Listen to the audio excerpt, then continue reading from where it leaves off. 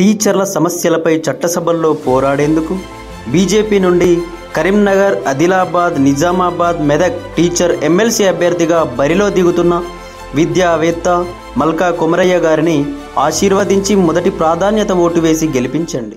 సచివాలయం 5వ అంతస్తు రైలింగ్ కొంత భాగం ఊడిన దృశ్యం, కింద పడ్డ పెచ్చులు, సచివాలయంలో పగుళ్ళు, భవనంలో చాలా చోట్ల ఉన్నాయి.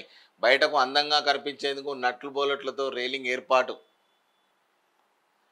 వాటి ద్వారా వర్షపు నీరు చేరి ఊడిపడుతున్నట్టు జిఎఫ్ఆర్సి ఫ్రేమ్, భవనం లోపల పిల్లర్ ఫ్రేమ్లకు పగుళ్ళు. ప్రభుత్వానికి విచారణ కమిటీ నివేదిక.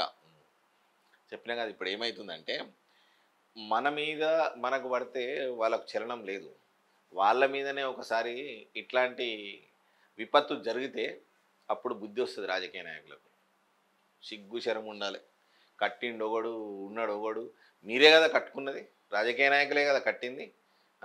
మీకు కూడా తెలిసి రావాలి. పడతాయి, పడని ఏం కాదు, పడితేనే తెలుస్తాయి మీకు. మీకు పెచ్చులుడి మీ నెత్తే వలగాలి, కాలే ఎరగాలి, అప్పుడు అన్నీ అర్థమవుతాయి మీకు. అరే ఎందుకు కట్టినాం రానైనా, ఎట్లా కట్టినాం రాననేది అర్థమవుతుంది వాళ్ళకి. ఇలా 8 మంది అభాగ్యులు ఇరుక్కపోయారు. వాళ్ళ పరిస్థితి మీకు తెలుస్తుందా ఏమన్నా? వాళ్ళ పరిస్థితి మీకు తెలియదు. కాబట్టి మీకు కూడా ఒకసారి ఇట్లనే సెక్రటరీలో పెచ్చులుడు నెత్తో కాలో ఎరిగితే అప్పుడు చక్కగా అవుతుంది లెక్క. ఆహా ఇట్లుంటుంది అని ఒప్పి అనేది మీకు కూడా తెలియాలి.